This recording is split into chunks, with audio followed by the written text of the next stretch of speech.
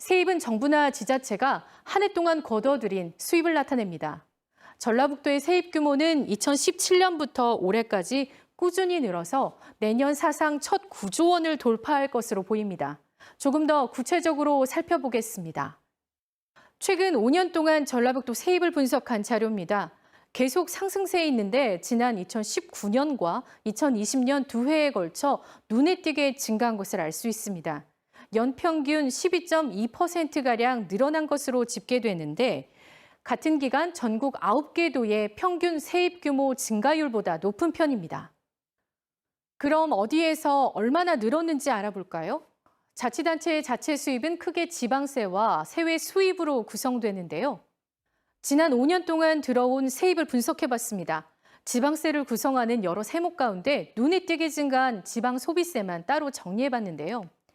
올해 지방소비세는 8,400여억 원으로 5년 전보다 3배 가까이 늘었습니다. 5년 평균 증가율이 30% 가까이 되는데 내년에는 2차 재정분권의 영향으로 전라북도의 지방소비세 규모는 1조 620억 원까지 증가할 전망입니다. 그럼 이 지방소비세 왜 갑자기 늘었을까요? 앞서 지방소비세는 지자체의 자주 재원이라고 전해드렸는데요. 정부가 자치단체의 재정 자립도를 높이기 위해서 국세인 부가가치세 일부를 지방세로 배분해주는데 보시는 것처럼 지자체의 규모에 따라 수도권에 1, 광역시에 2, 도 단위의 가중치 3이 부여됩니다. 전문가들은 전북 지역 재정이 커진 배경에 지방소비세의 가중치와 기존 11%에서 지난해 21%로 인상된 지방소비세율을 꼽습니다. 하지만 같은 기간 취득세는 0.1% 줄었고 등록세는 3.6% 소폭 증가에 그치는 등 지역 내 경제 성장을 가늠해 볼 수 있는 지표는 긍정적이지만은 않습니다. 재정력을 나타내는 지표를 살펴보면 최근 5년 전북의 자체 사업 비중은 전국 평균 17%포인트가량을 밑돌고 있습니다. 반대로 상급기관에 재원을 지원받아야 하는 보조사업 비중은 67%를 웃돌아 전국 평균치보다도 높습니다.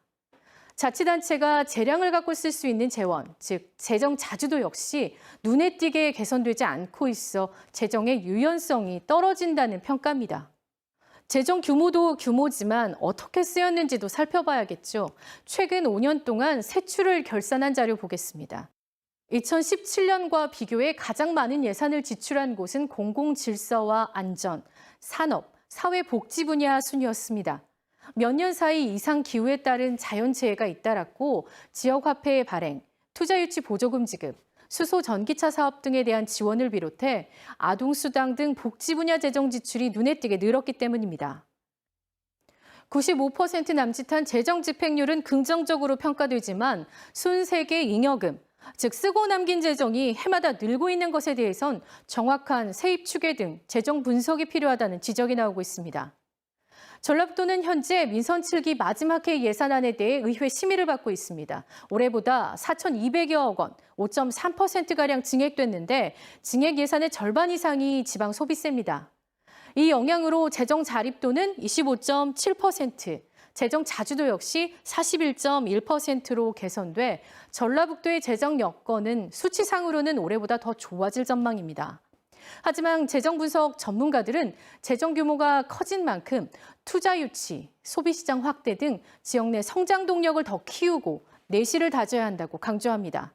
KBS 뉴스 이수진입니다.